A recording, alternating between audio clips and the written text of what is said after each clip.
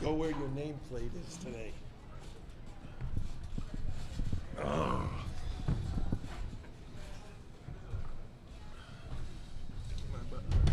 We're joined by the University of Miami coach Jim Larranaga and the student athletes to my far left, Isaiah Wong, Nigel Pack, Jordan Miller, and Norshad Omier. And we'll start with coach's comments. Well, obviously, I felt like we played a great game tonight, and I really felt we would because of the way we played on Friday night against Drake. I think our guys were a little disappointed we didn't handle that defense very well, and we've been a very good offensive team all season long. Sometimes we haven't been quite as good at the defensive end, but we ended up out-rebounding them 48-31, and it's been my experience that every time we out-rebound an opponent, we normally win. So Indiana is a terrific team, and Jackson Davis is unguardable one-on-one. So we basically put our whole team on him.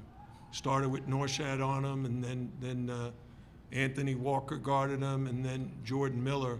And we just try to give whoever was guarding him a lot of help from behind by the guards. And I thought we did a terrific job of that. We'll open it up now for questions for the student athletes. Just right in the back here, to the left.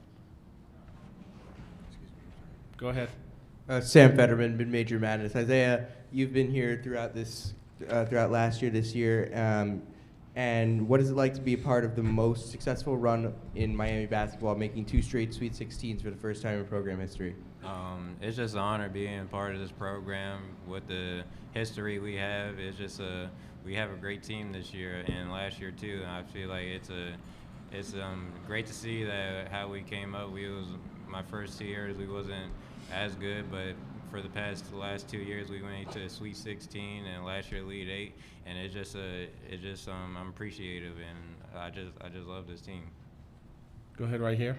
Isaiah, Zach Mason with the Miami Hurricane. You erupted tonight after not exactly erupting on Friday. Did that performance motivate you for tonight?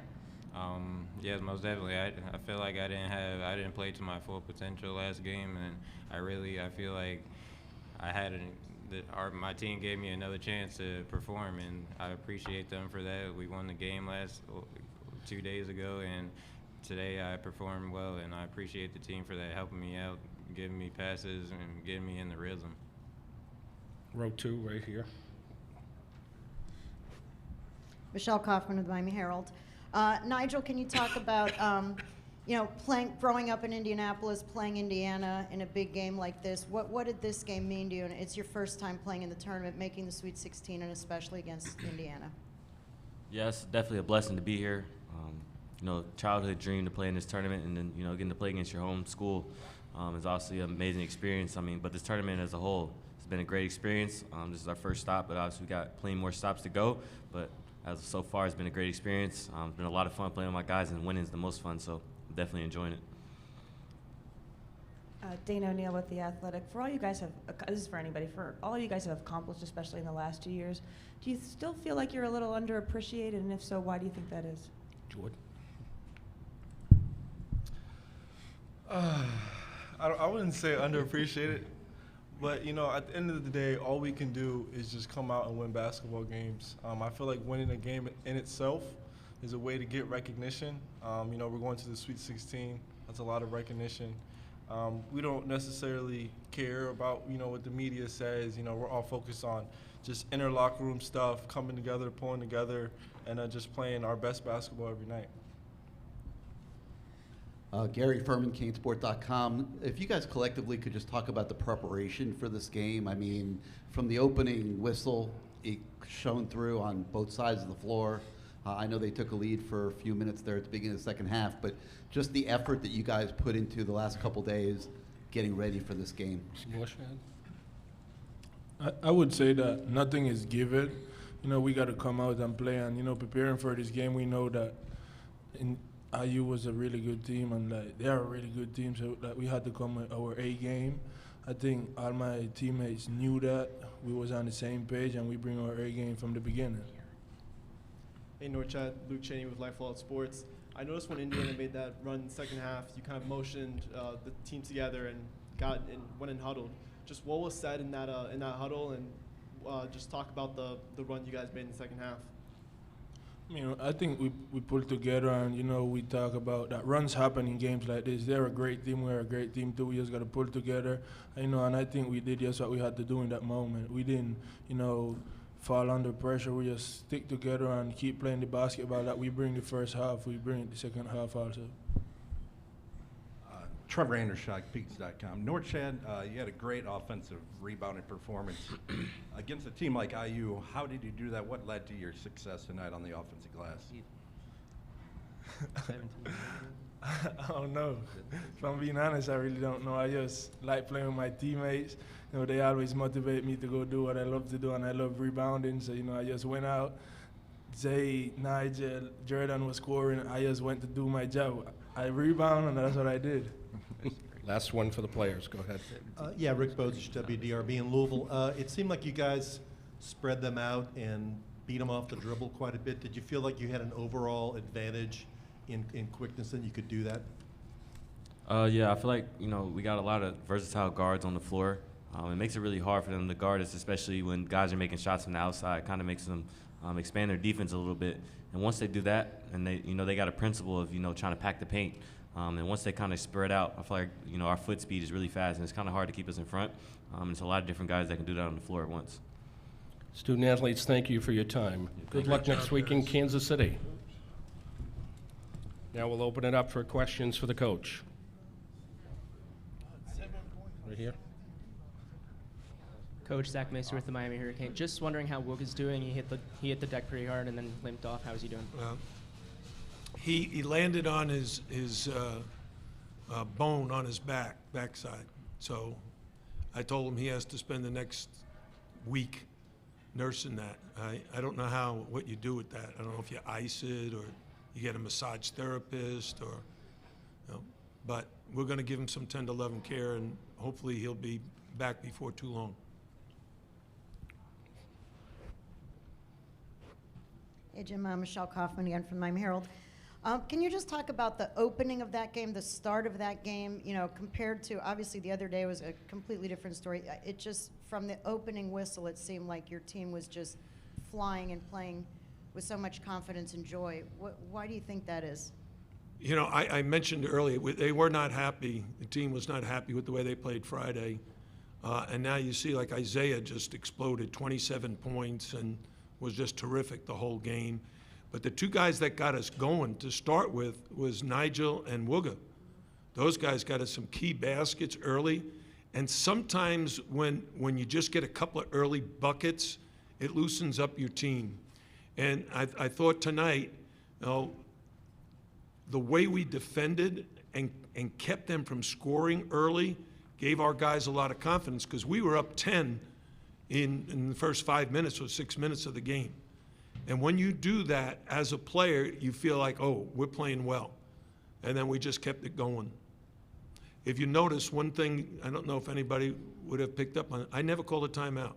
Not in the first half, not in the second half. Even when we fell behind, I felt like, no, our guys are playing hard and playing smart, and they'll figure it out. Jim, Michael Rothstein, ESPN. What does it say about your program at this point that it's made back-to-back Sweet 16s for the first time in the history of it? I think so much credit belongs to my assistant coaches for the job they've done in recruiting these players to Miami, and to the players themselves who work so hard. We have 2 transfers and 4 freshmen. Last summer, I saw them bond so quickly, get along so well on the court, off the court. We just have really enjoyed each other's company. The coaches have the players over to their house. They hang out together. Coach Courtney is in the gym rebounding for Isaiah Wong like at 6:30, 7 o'clock in the morning most days. Isaiah wants to shoot on his own in a quiet gym, so he's there. And when you have an associate head coach like Bill Courtney, you really appreciate all the little things that he does. He was responsible for recruiting Nigel and Norchad, and Jordan Miller and Charlie Moore. So, got to give credit where credit is due. Great staff, great players who really bonded, and makes my job very, very enjoyable. Yeah, Jim, Rick Bozich, WDRB in Louisville, right here to your right. Same question I asked the players. Did you feel like you guys had an advantage in quickness and speed, and you could beat them in straight line drives off the dribble? Here's what I've told the team long before the season started. We're not the biggest team. We're not the tallest team. We're not the heaviest team. So if we're going to be successful, we got to be the fastest team on the court. And maybe even if we're not, we got to believe we are, and we've got to always use our speed to create opportunities. Most of that means you've got to be able to utilize your skills. So you're fast, but if you're out of control, it doesn't work. But if you're fast and skilled and you can shoot a jumper, like you see Nigel making some long distance threes. Someone asked me, do I ever get mad at him for taking those shots? I said, no, he can make them. I see him every day in practice make them. So you got to always shoot the shots you can make, and these guys are very good at shot selection.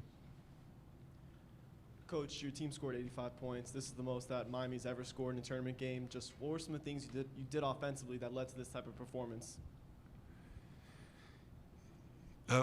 We shot the ball really well. The game is, I tell the players all the time, the game is pretty simple. We got to put the ball in the basket. We got to keep the other team from putting the ball in the basket.